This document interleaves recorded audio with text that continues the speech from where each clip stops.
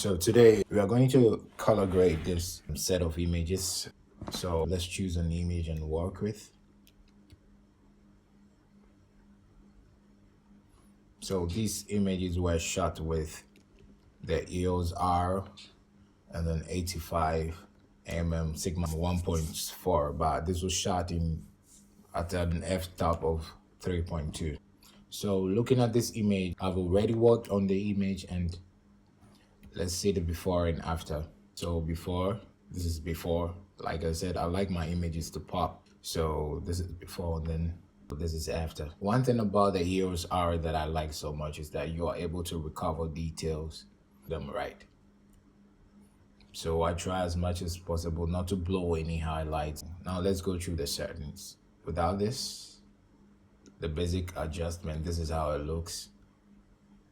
And this is not so bad, but I like my shots in this way. I want it a little bit contrasty.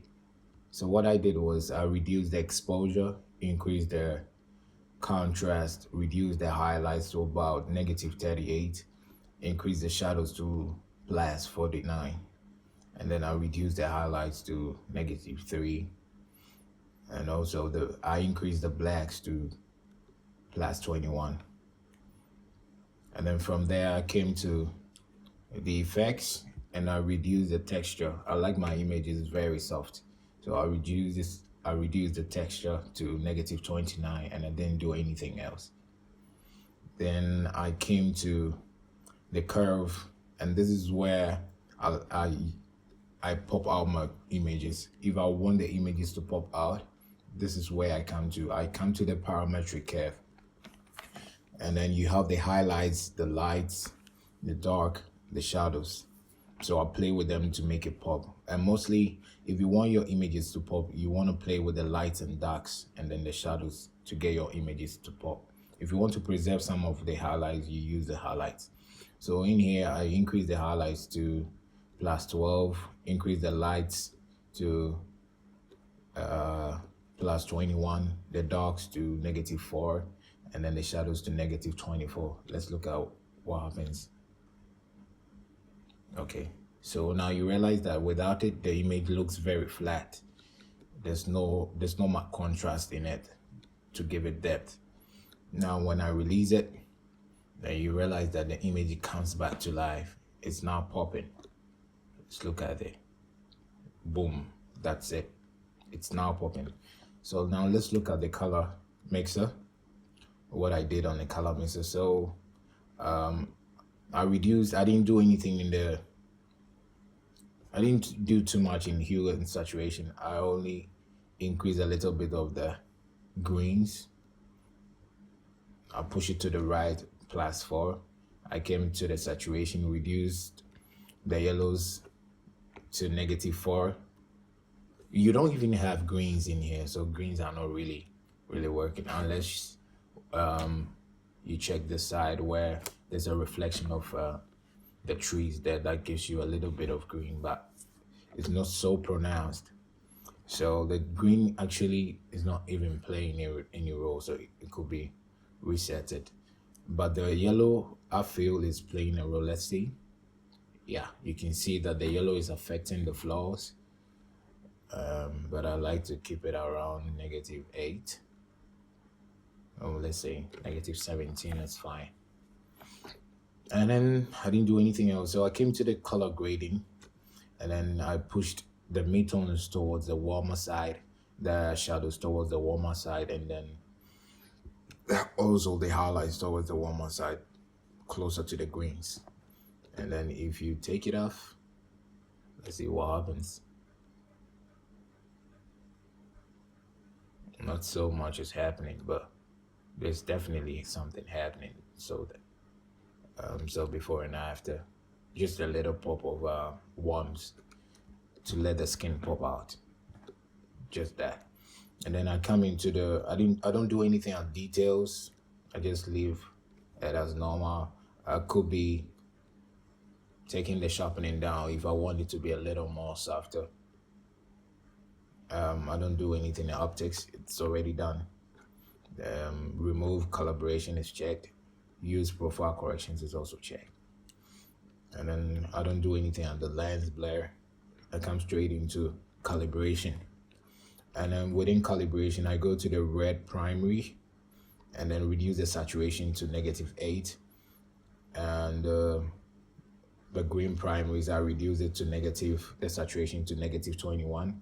I increase the saturation of the blue primary into +40, +40, and that's basically what I do. But I also do like my backgrounds to pop a lot, so sometimes I go into the masking and then reduce the lightness of the background. I want my background to be a little bit darker, so if I toggle it off, you can see that the background is very dark. I made a mask. If you're using like I'm using camera raw 16.3, if you are using that, you get the advanced masking options. So I just went to create new mask and then select the background. So I increase exposure to -0.75, and then the highlights to -63, and the shadows +5, the whites -6, and then the blacks +3. And I think that's basically what I did here. I added a little bit of curves to let the background pop. So without the curves, that is how it looks.